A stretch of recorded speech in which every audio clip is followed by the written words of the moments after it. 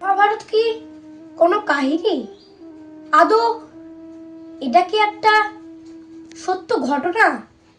একটা কথা কি কোনো কিছু ঘটনার সূত্রপাত কোনো কিছু ঘটনার ওপর নির্ভর করে।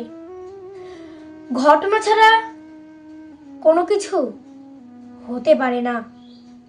তাই ভগবান শ্রীকৃষ্ণ দাপর যুগে আবির্ভাব হয়েছিল অধর্মকে বিনাশ করবার জন্যে।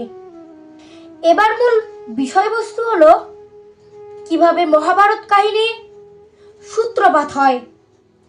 আদৌ কি মহাভারত কাহিনী লিপিবদ্ধ ছিল? হ্যাঁ, এটা 100% সত্য ঘটনা। কৃষ্ণ দ্বৈপায়ন ব্যাসদেব খুব চিন্তিত হয়ে পড়লেন যে তিনি কিভাবে এই মহান বিশাল গ্রন্থটি রচনা করবেন। তার এই ভাবনার কথা জেনে স্বয়ং ব্রহ্মা তার কাছে উপস্থিত হলেন এবং পরামর্শ দিলেন।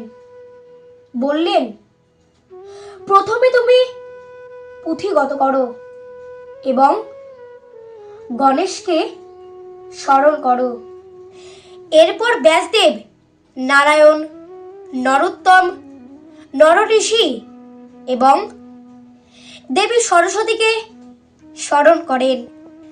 এরপর গণেশের সহযোগিতায় তিনি এই মহান বিশাল গ্রন্থটি রচনা করলেন।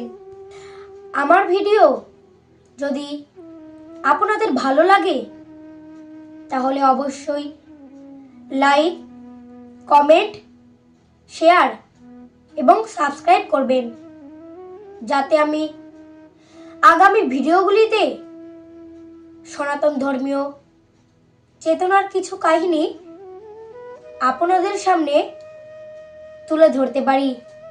রাধে রাধে।